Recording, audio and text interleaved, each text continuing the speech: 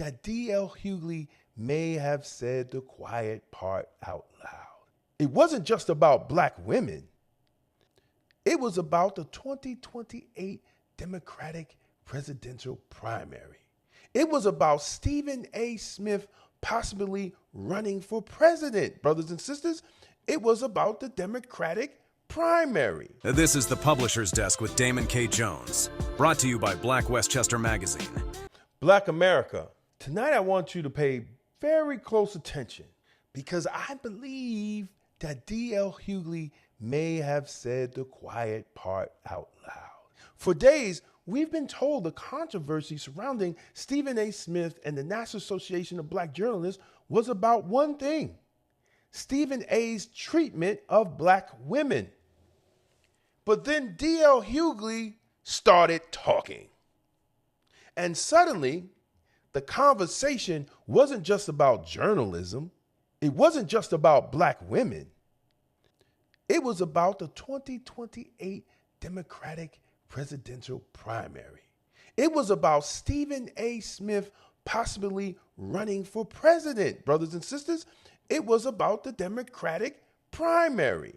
And most important, it was about whether Stephen A. could win the support of black women, the most important voting bloc in Democratic politics. So now I have a question. What happens if before Stephen A. Smith ever announces a campaign, the national narrative have already been established that says Stephen A. Smith has a problem with black women? Is that simply journalistic accountability, brothers and sisters? Or did somebody just create one hell of a political weapon against a potential candidate? Now let me be clear. I don't have any evidence, brothers and sisters, that the National Association of Black Journalists organized a political hit against Stephen A. Smith. But tonight, I'm doing what black journalists do. I'm going to show you the timeline. I'm going to let you hear Stephen A. in his own words. I'm going to let you hear the National Association in Black Journalists. And then I'm going to play what D.L. Hughley said about Stephen A., black women, and the Democratic presidential primary. And after you hear all of it, you decide. Was it really about black women? If D.L. Hughley said the quiet part out loud, was it really about black women? Or was it about Smith becoming a political threat heading towards 2028? Now, here's where it gets political interesting. Let's listen what D.L. Hughley says about Stephen A. Smith running for president. Pretend four-way, this fall run into the presidency. First off, white people never vote for him. MAGA, this iteration of MAGA will never vote for him. And in order to be the Democratic nominee, you need black people, which you do not have. And you need black women specifically. Who's going to knock on doors? Who's going to hold fish fries? Who's going to hold the clipboards? So for him to pretend like he has a toe, and now for sure he knows. Yeah. His hairline will come back before black women do. It will. Did you catch that, brothers and sisters? DL just connected this entire controversy to something much bigger. Stephen A. Smith's ability to win a Democratic presidential primary. That's why I've been paying attention to the timing and the political implications of the National Association of Black Journalists controversy. Think about it. If Stephen A. seriously enters the Democratic presidential primary, one of the most important constituencies he would need is black voters, and particularly black women. So what could be more politically damaging to a potential black Democratic primary candidate than establishing a national narrative before the campaign even begins? Stephen A. Smith has a problem with black women. Now, I'm not saying that D.L. Hughley just proved the National Association of Black Journalists had a political motive. We don't have evidence to make that claim. But I do believe, brothers and sisters, DL may have accidentally exposed the political significance of what the National Association of Black Journalists just did to Stephen A. See, they gave Stephen A. a public thumbs down. Stephen A. said politics played a role. Then DL, while defending the criticism, starts talking about Stephen A.'s presidential aspirations and essentially points out that he cannot win the Democratic primary without black women. This is where, as a black journalist, an independent one at that, has to start asking questions. Because this isn't just about whether Stephen A. said something somebody didn't like anymore. This narrative could have political consequences. Imagine Stephen A. announces tomorrow he's running for the Democratic primary. What is the first questions he's going to have to face? Mr. Smith, the National Association of Black Journalists publicly criticized you for what is described as a pattern involving black women. Why should black women vote for you? See how that works? The controversy becomes opposition material before there's even a campaign. And DL essentially identified the vulnerability himself, black women. So the question for my show isn't going to be, did the National Association of Black Journalists secretly organize against Stephen A? I can't prove that. But my question is much more interesting. Did the National Association of Black Journalists unintentionally or intentionally create the very political narrative that could be used to stop Stephen A. Smith if he enters the Democrat presidential primary? And did D.L. Hughley, by connecting this controversy directly to Stephen A. Smith himself, the need for black women voters in the Democratic primary, did D.L. Hughley say the private part out loud? That's why the question is worth investigating. And what we're going to do in this show, brothers and sisters, we're going to go through the timeline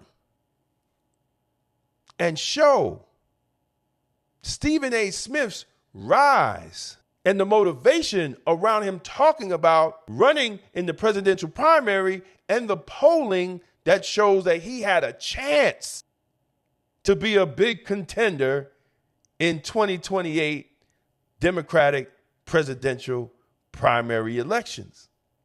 As a black journalist, my question is this: are we watching Stephen A. Smith being politically defined before the 2028 presidential primary?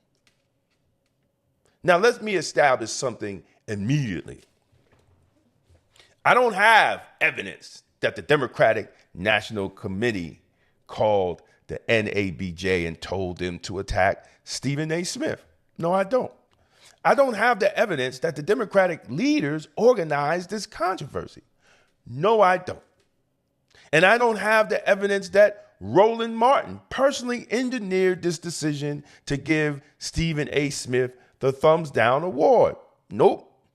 I'm not going to manufacture evidence just because it makes for a stronger headline. I'm a journalist, publisher of a newspaper. We stand on our integrity and character of giving correct news. But what we do have, brothers and sisters, we have a timeline. And when you put the timeline together, I believe there is a legitimate question about Stephen A.'s growing political profile, his criticism of the Democratic Party, the polling surrounding him, the NABJ controversy, and the political consequences of the narrative now being attached to him about black women. Even his run, his this pretend four-way, this fall run into the presidency. First off, white people never vote for him. MAGA, this iteration of MAGA will never vote for him. And in order to be the Democratic nominee, you need black people, which you do not have.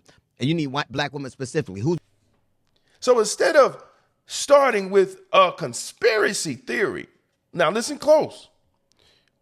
We're going to start with something journalists are supposed to do. We're going to start with the facts. And let's put the facts on a timeline. Brothers and sisters, in March 2025, somebody actually did the polls on Stephen A. for the presidential primary. Before Stephen A. Smith publicly announced that he was leaving the door open to running for president, somebody had already decided to test his political strength. And I want to be very specific about where these numbers came from.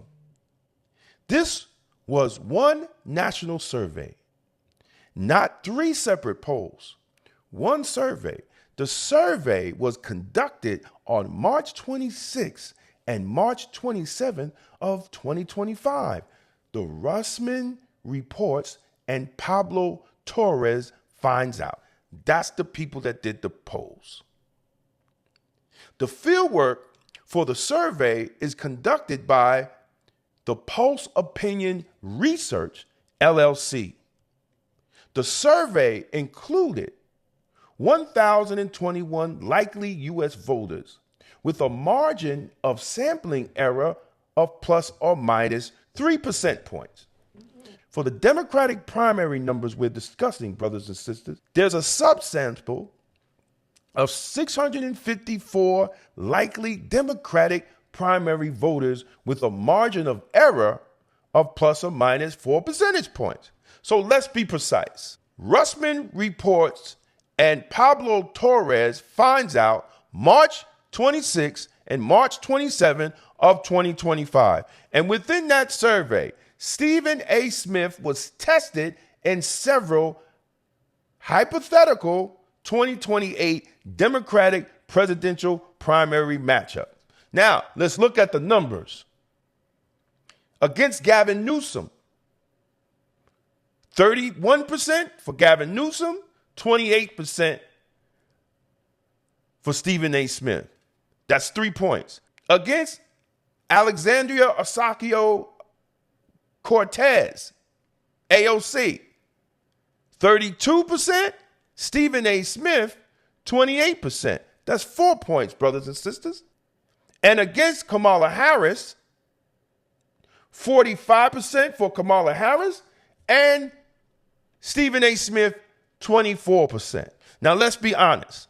Stephen A. Smith did not win those overall hypothetical Democratic primary matchups. This wasn't evidence that Stephen A. Smith was the Democratic frontrunner. This wasn't a prediction that Stephen A. Smith is going to become president. And this was one survey conducted more than 3 years before the 2028 election. But that's not the only thing the survey found. So you're going to ask, Brother Damon, where you going with this, man? Because that's not the only thing that the survey found. Now let's look at the polling at people who were very familiar with Stephen A. Among likely Democratic primary voters who said they were very familiar with Stephen A. Smith, something very interesting happened in the poll. Against Gavin Newsom, Stephen A. was 42%. Newsom was 34%. Against AOC, Stephen A. was 44%. AOC was 27%. And against Kamala Harris, Stephen A. Smith, 38%. Harris, 38%. A dead tie to the former vice president and former presidential candidate of the Democratic Party. Again, that's a subgroup within one survey. Now, I'm not going to exaggerate what that proves, but politically, it's interesting, huh? Because within this political group, people that was more familiar with Stephen A. wasn't associated with his support collapsing. His numbers were stronger. And then there's the black vote, brothers and sisters. There's another number that the survey, the Rousman Reports Pablo Torre Finds Out survey, that I believe becomes especially relevant when we look at what happens later. Stephen A. Smith had a 53% favorability among black voters. Let me be very clear about what that means. It's not saying that 53% of black voters said they would vote for Stephen A. That's not what the survey found, brothers and sisters. This was a favorability rating. 53% of black respondents viewed Stephen A. Smith with a favorable rating. And according to Russman's published results, that was higher than his favorability among white and Hispanic respondents. Now, why does that matter? Because look what happens later. The controversy that eventually erupts around Stephen A. Smith and the NABJ isn't about foreign policy, isn't about taxes, isn't about healthcare. It's about his relationship with prominent black women. Let's keep that in the back of our mind, underneath your thinking cap, and we'll get back to it. Let's think about this. Stephen A. Smith has never held an elected office. He never ran for governor, senator, congressman. He never built a presidential campaign. He didn't have governors endorsing him. He didn't have senators endorsing him. He didn't have a national campaign organization. He didn't have the Democratic establishment behind him. Matter of fact, he was an independent. He wasn't even a Democrat. He was primarily known as a sports media personality. Yet, this one early survey, he's sitting 3 points behind Gavin Newsom and 4 points behind AOC. And among likely Democratic primary voters who said that they were familiar with Stephen A. Smith, he's beating Newsom and he's beating AOC, and he's tying with Kamala Harris, who was the former president of the United States and the former candidate for president in our last election. If I'm a political analyst for potential candidates for 2028, Stephen A. Smith's name go on the board. Not because one poll proves he's going to win. It doesn't. His name goes on the board because you've learned something very important. People might actually have voted for him. Now let's move to April 7, 2025, when Stephen A. opens the door of a possible presidential run. See, the timeline, brothers and sisters, gets more interesting when you look at it logically and not emotionally. Only days after the poll was conducted, Stephen A. goes on social media. On April 7th, he writes, "Time to stop messing around. Life is great, especially at ESPN Disney. I hate the thought of being a politician, but sick of this mess. So I'm officially leaving all the doors open." You don't have to take my word for it. That's what he said. Because see, now we're no longer talking about political reporters speculating. We're no longer talking about pollsters putting his name in a hypothetical election. Stephen A. said it himself. He's keeping the door open. In that same time period, political people are now approaching Stephen A. At the National Association of Broadcasters convention in Las Vegas, he explains that people have been approaching him. People on Capitol Hill, elected officials, governors, mayors. Stephen A. says people have legitimately and seriously asked him about running. To get the job done. That's why somebody who's a sports analyst, for crying out loud, is in the daggone polls. It's not somebody big up in me. It's an indictment against a Democratic Party that doesn't have leadership and doesn't have a vision. And it's sad.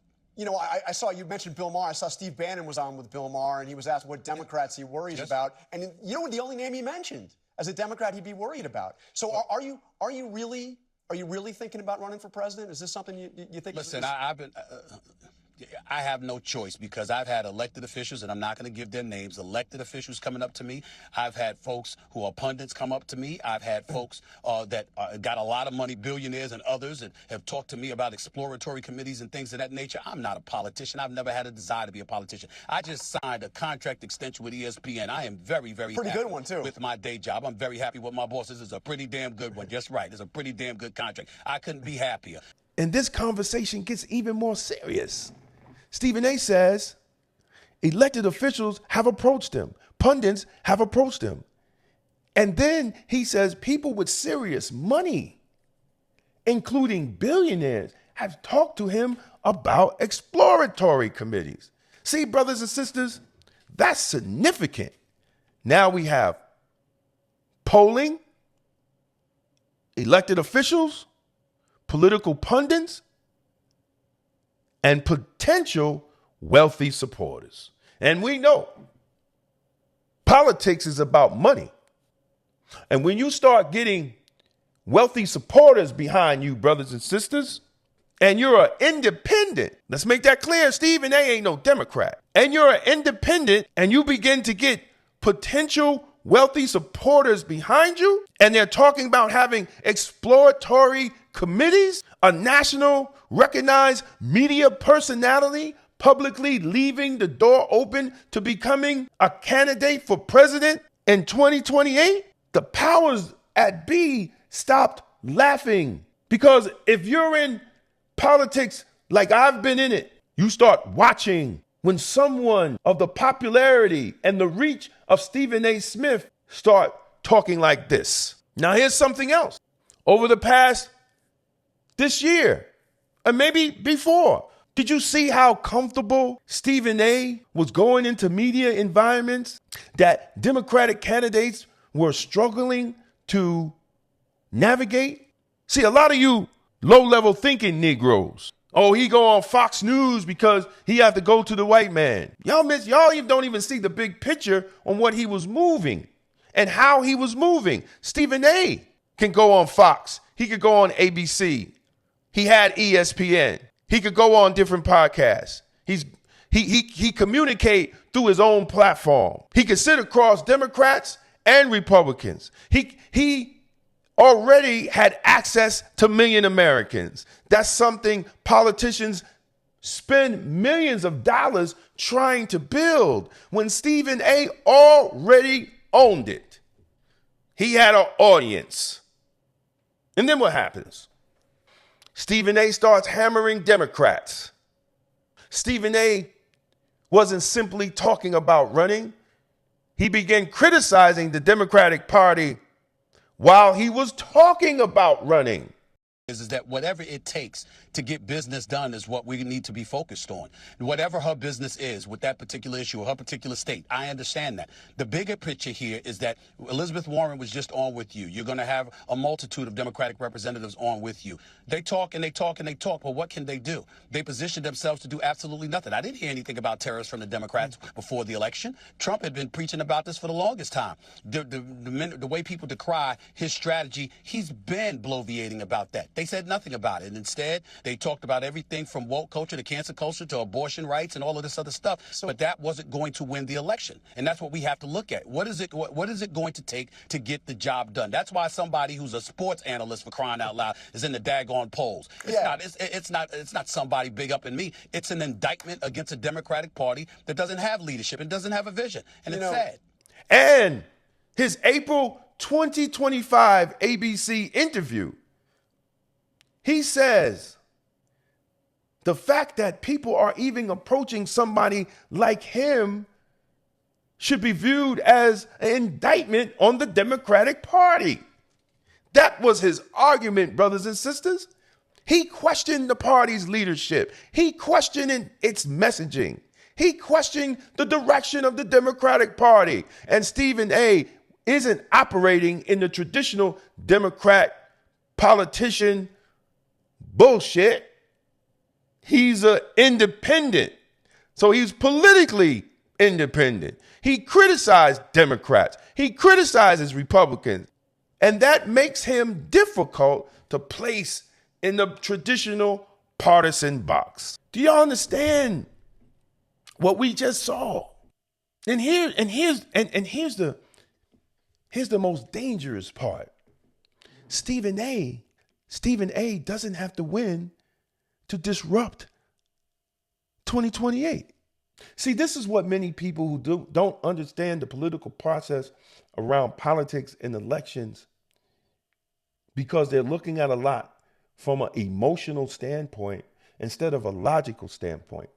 See, political professionals consider that a threat. A political threat doesn't necessarily mean the person is going to become president. Absolutely not. Could Stephen A get onto the Democratic presidential debate stage? Could he attract black voters? Could he attract black men? Because we all know that black men are very disappointed in the Democratic Party. Could he attract independents? Could he attract the working class voters? Could he bring people into a primary who normally don't even participate? Could his media platform, check this out now, pay attention. Could his media platform, what he built on himself, could that allow him to bypass the traditional gatekeepers? Could he force establishment candidates to answer questions they don't want to answer? Could his candidacy change the conversation in the Democratic primary? Could he damage someone else's candidacy even if he doesn't want to win himself? See, brothers and sisters, Stephen A had the power to disrupt the Democratic gatekeepers and the Democratic slave-minded Negroes. And a disruptive candidate can completely change presidential primaries. This is why political parties have gatekeepers, white ones and black ones, because someone like Stephen A was a political threat. Now 2025 becomes 2026. Stephen A don't disappear from politics. He continues running his mouth, as we know Stephen A does. He continues interviewing political figures. He continues criticizing Democrats. He continues criticizing Republicans. His political profile continues to grow in 2026. And then we arrive in August 2026. The National Association of Black Journalists gives Stephen A the Thumbs Down Award. The NABJ says there is a reoccurring public pattern of disrespect toward prominent black women across politics, sports, and media. Now that's a serious criticism. And I believe, as a black journalist, as a publisher of a black newspaper that actually goes to print, independent. Nobody pays our bills. We pay our own bills with the support of the people, of black people and white people, because a lot of white people read Black Westchester magazine. I believe that criticism that the NABJ gave Stephen A deserves serious examination, not emotional fodder. If Stephen A has been unfair, show it. If the pattern exists, show the pattern. If he's wrong, challenge him. But Stephen A responded with an entirely different interpretation. He calls it, that's his job, to challenge. And let me tell you something about Joy Reid. I'm going to make it clear right here. All these far left Negro journalists who wants to throw stones, they throw stones, but then get mad when the person they throwing stones at throw the stones right back. I'll tell you straight. You come at me, throw stones, I'm throwing a boulder back. Then they mad at Stephen A. because he doesn't speak glowingly enough about the Democratic Party. Why should he? He's not a Democrat. He's not obligated to speak glowingly about the Democratic Party. He's not a Democrat. But once someone makes that allegation, it's up to black journalists to investigate it. See, this is where political branding becomes important, because the conversation isn't simply Stephen A. criticized Kamala Harris. Stephen A. criticized Jasmine Crockett. Stephen A. criticized Michelle Obama. Stephen A. criticized Serena Williams. Those are individual statements. Now let's pull the tape, or y'all could go look at the individual statements. Then you look at the contents, brothers and sisters. I'm talking real journalism. I'm not talking what the NABJ is talking about. I'm talking about real black journalism. You look at the content, you agree with him, you disagree with him. But something different happens when those individual comments are placed underneath one larger characterization. Stephen A. has a problem with black women. Now it's no longer simply debating Stephen A. words and his criticism. What the National Association of Black Journalists did was define Stephen A. That's what they did. They defined him. A black journalist organization puts a black journalist in a box of having a problem with black women. See, that's where this becomes politically significant. And remember the number I told y'all, brothers and sisters, to put in your thinking caps? When we go back to March 2025, when the Rousman report, Pablo Torres finds out survey found that Stephen A. had a 53% favorability among black voters. Again, favorability, not vote support. Now let's fast forward to 2026. The public controversy surrounding Stephen A. is about his treatment of prominent black women.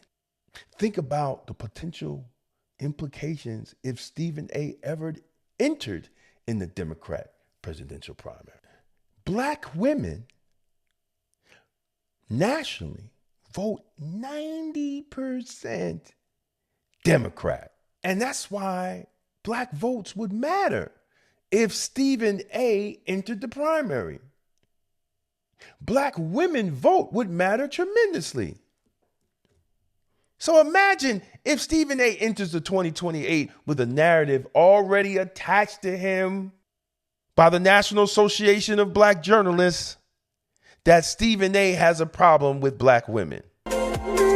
Stephen A. Smith, sports analyst and political commentator. Smith has established a recurring public pattern of disparaging commentary directed at prominent black women across politics, sports, and media. Such commentary reinforces harmful narratives, undermines the fair and respectful representation of black women in public discourse, and stands in direct conflict with NABJ's long-standing commitment to accurate, responsible, and inclusive portrayals of black communities. And what the National Association of Black Journalists did to a black man, they branded him that he has a problem with black women without even having a conversation with him, without even sitting him at the table and giving him the riot act. I've been in many national organizations. And in fact, I'm still the New York rep of Blacks in Law Enforcement of America, black law enforcement organization that we go out there and help black people, police brutality, and deal with the crime in the community. We also understand that if we're going to call one of our members or one of our associates on the carpet publicly, we make sure we have a meeting with them privately. They still haven't explained why they didn't meet with Stephen A. privately. And that's what I have a problem with that. Because, see, in this new political atmosphere that we have, it seems that black people are the only ethnic group that will cancel each other out for a Democratic Party that is still run by white folks. I'm going to say that again. Black people are the only people that will cancel each other out, call other people coons, but still give over 90% to your vote to a political party that still don't even recognize you. That still that this last year haven't even put your needs in the front. So here's the question that the NABJ is not answering, since they want to get at Stephen A. Smith. What percentage of Democratic campaign dollars went to black women? Not minority women, not women-owned, black women. Brothers and sisters, I want to sidebar for a second. I'm sorry. Here's where I believe the conversation about Stephen A. Smith and the NABJ gets much bigger than Stephen A. Because if he's disparaging black women are one of the Democratic Party's most reliable voting blocks. And in 2024, 9 out of 10 black women voted for the Democratic ticket. Yet, when I look for a clear accounting of what percentage of Democratic presidential campaign dollars and contracts went specifically to black women-owned businesses, black-owned businesses, black-owned media, that transparency is much harder to find. So that raises a question for the National Association of Black Journalists. If we're going to scrutinize Stephen A. Smith over how his commentary alleged affects black journalists and black women, then where is that same level of scrutiny, NABJ, for the political institutions that receive overwhelming support from black women? Where are the hard questions? How much did the Democrats spend with black women-owned business? How much went to black-owned media? How many black-owned political consulting firms received major contracts? How much of the hundreds of millions of dollars on advertising actually circulated through black-owned companies? I got a black newspaper. We ain't get one damn ad from the National Democratic Committee. Not one. Not even a quarter page. See, the Democrat convention reported that 47% of host committees' discretionary spending went to diverse vendors. But that combines different minority category groups. It doesn't define black businesses, and it definitely doesn't define black women. That is exactly the kind of question black journalists should be asking. Because if you're going to question Stephen A. Smith, if you're going to give him the scrutiny for what he says of black women, then a powerful political institution should certainly face scrutiny over what they economically deliver to black women and black people and black journalists. You want to get on Stephen A.? Why black journalists and black media ain't getting the same money that the white ones do in presidential election? Kamala Harris was reported to spend $2 billion. Where did the money go? Who got paid? How many black papers got ads? Huh? That's exactly the kind of question black journalists should be asking. But we do know from reports, Roland Martin got paid, Al Sharpton got paid, Oprah Winfrey got paid. Well, where the little black journalists and the little black consulting firms and the black independent newspapers? Here in New York, the Amsterdam News. Up here in Westchester, Black Westchester Magazine. We didn't get cut a check. And she spent $2 billion. And I'm not defending Stephen A. Smith from criticism. But goddamn it, y'all better be consistent in your criticism. And it seems like you're not. You cannot demand accountability of Stephen A. while giving political power a pass. If we're going to police Stephen A., NABJ, let's also police where the money goes from big campaigns. If they're going to black journalists, if they're going to independent black media. Because someone who has the black prominent newspaper in Westchester County, New York, one of the richest counties in America. And let me tell you something. We made City and State magazine's Westchester County Power 100 list 3 years in a row. We no politician. We're journalists. We were along with all the politicians and power people and business people. 2 little black men with a little black newspaper was recognized. So that means we do what we're supposed to do in black journalism. Ain't no checks coming here. So why not we are making sure that black media get a taste of the pie if we're always voting Democrat. Now, I want to make an important distinction when it comes to Stephen A. Smith and the timeline. I'm not saying that the Democratic Party officials created the NABJ controversy. As I said in the beginning, I don't have any evidence to prove that. But would Democratic political professionals watch what happens to somebody who's openly entertained entering the 2028 presidential primary? Of course they're going to pay attention. That's politics. Political strategists study where they can be vulnerable at. They study demographics. They study messaging. They study messaging. They study public reaction. They study accusations. They study which accusations disappear. And they study which accusations stick. And this is where, brothers and sisters, D.L. Hughley said the quiet part out loud, because they already anticipated the response from black people, especially black women, when they put this out there, because how he was polling. Let's not be fooled on what they were doing. Does black America accept the characterization? I think on Stephen A. Smith, I think it's 50-50.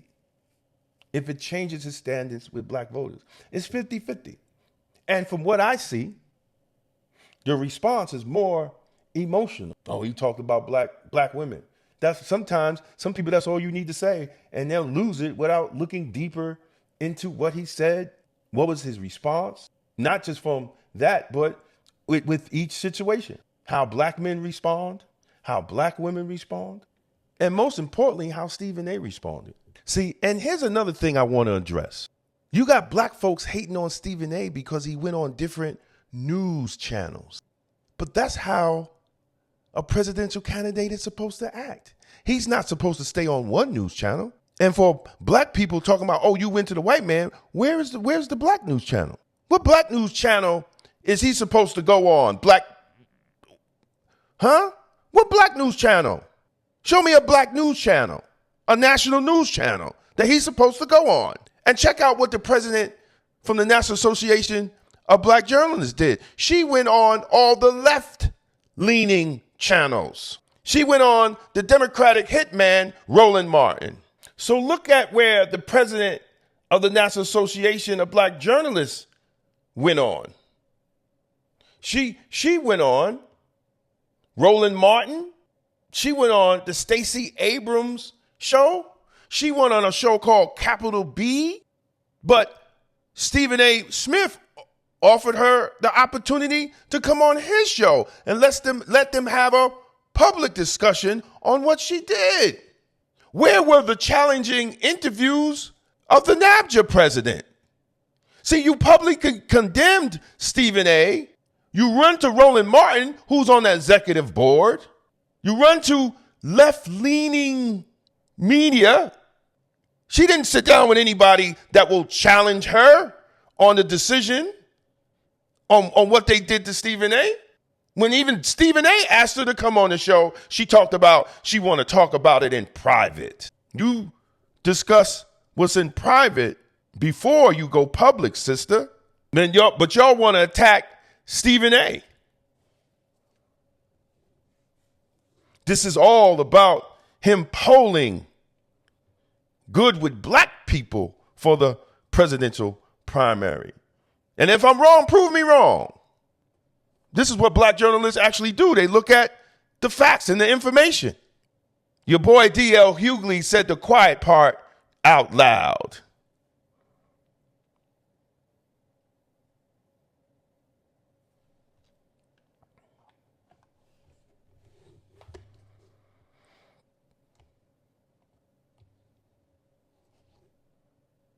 Democratic nominee, you need black people, which you do not have. And you need black women specifically. Who's going to knock on doors? Who's going to hold fish fries? Who's going to hold the clipboards? So for him to pretend like he has a toe, and now for sure he knows. Now, Stephen A is being tested too.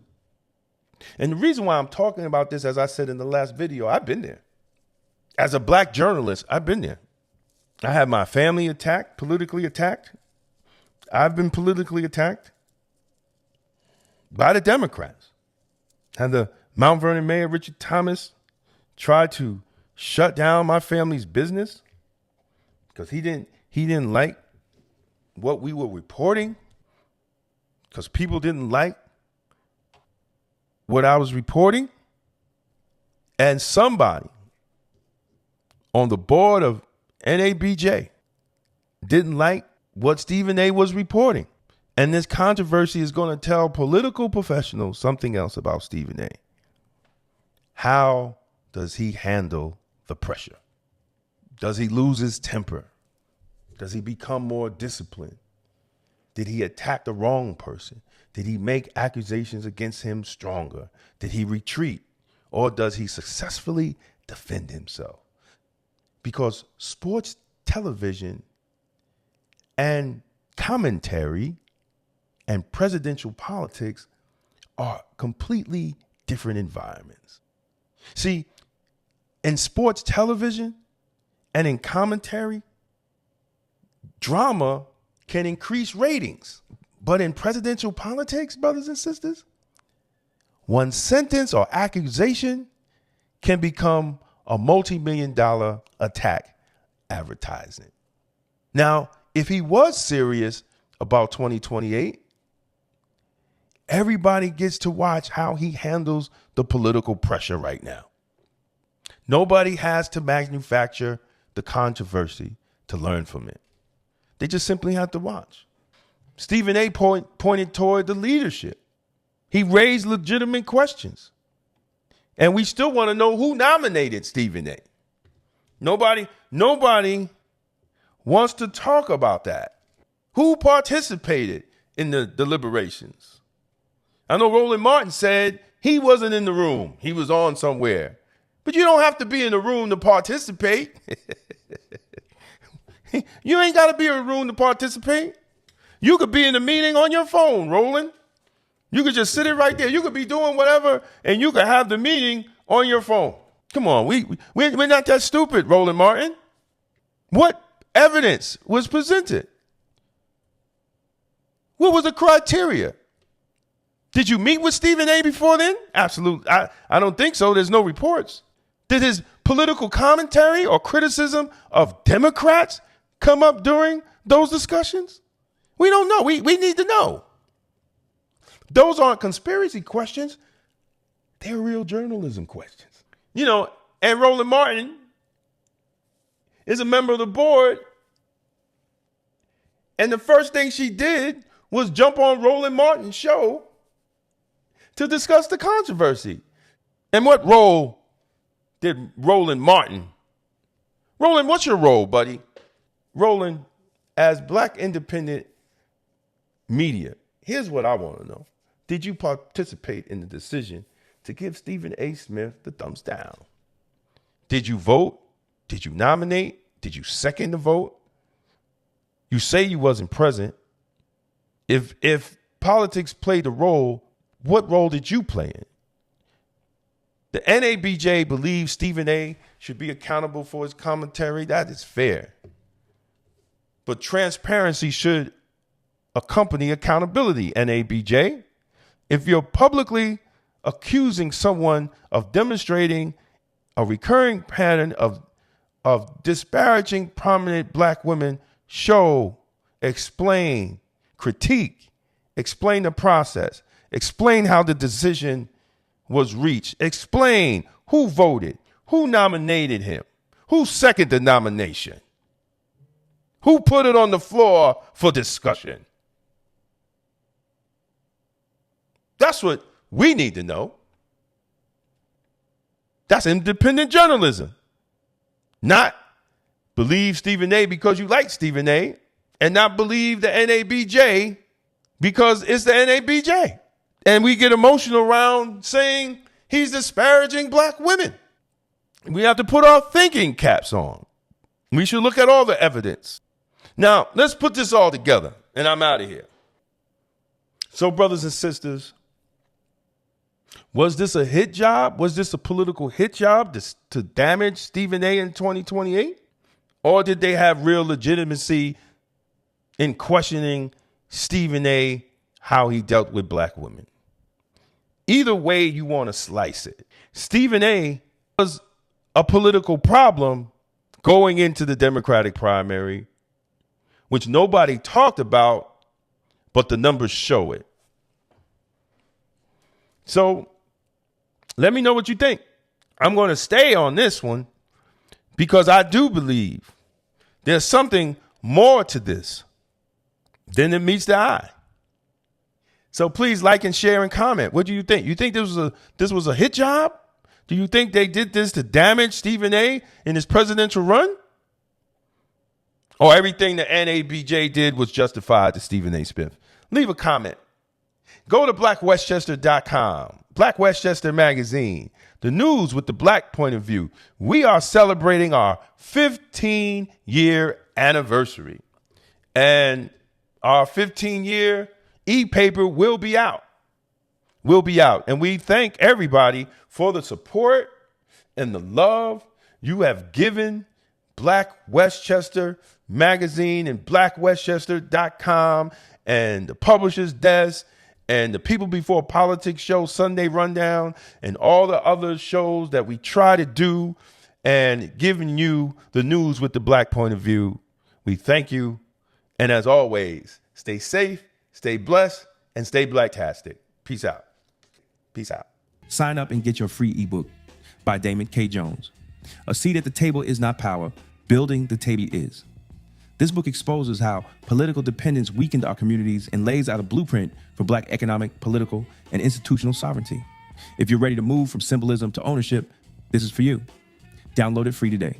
Follow Damon K. Jones on YouTube and stay connected to empowering conversations that challenge the mind, strengthen the spirit, and uplift the community. Subscribe to Black Westchester YouTube and at Damon Jones on YouTube for powerful content on life, culture, community, faith, politics, health, and truth that makes you think for yourself. If you're serious about political clarity and independent thinking, this is for you. The Political Thought Bundle includes 3 full books, all personally singling. Democrats and Republicans, The Ultimate Gangbangers, breaks down how the two-party system operates like a legalized street war for power. Emotional Politics, Logical Failure exposes how emotion has replaced strategy in black political engagement. Tolerance is for Cowards lays out a blueprint for extended policing and community-led public safety rooted in outcomes rather than slogans. 3 signed books. One bundle, $60. That's a $75 value, and you're getting signed copies included. This isn't left versus right. It's results versus rhetoric. Go to twosteppublishing.com and secure your signed Political Thought Bundle today. It's going to be blacktastic. For more than a century, Black America built its own economy under segregation, under discrimination, and under conditions most people today cannot imagine. We built businesses. We built banks. We bought land and property. In the Forgotten Blueprint, Damon K. Jones reveals how black communities created thriving economic systems from 1800 to 1965 and why that blueprint still matters today. This book challenges the idea that our future depends on politics alone and shows how ownership, family, and enterprise once powered black prosperity. The blueprint is not lost. We just stopped using it. The Forgotten Blueprint, how Black America built its own economy from 1800 to 1965. On sale now at Two Step Publishing and Amazon. Westchester Magazine has been giving our community a voice, reporting the stories others ignore holding power accountable, and making sure the truth about our communities is told by us. But independent Black media only survives when the community supports it.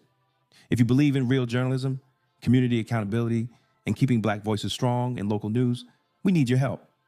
Your donation helps us continue covering the stories that matter: politics, education, justice, and economic empowerment right here in Westchester. Support Black media, support Black truth, support Black Westchester Magazine. Donate today and help keep Black media alive. Because Black-owned independent media is Blacktastic. Black Westchester Magazine presents People Before Politics, the Sunday Rundown, every Sunday at 6 p.m. on YouTube. Join Damon K. Jones, A.J. Woodson, and Larnez Kinsey as they break down the biggest stories in politics, culture, and community from a Black point of view. No spin, no party loyalty, just logic, accountability, and outcomes. If it impacts Black America, we're talking about it. Tap in, subscribe, set your reminder. This Sunday at 6 p.m. is going to be Blacktastic. This is the Publisher's Desk with Damon K. Jones, brought to you by Black Westchester Magazine, where life, culture, community, and faith meet truth, power, and purpose.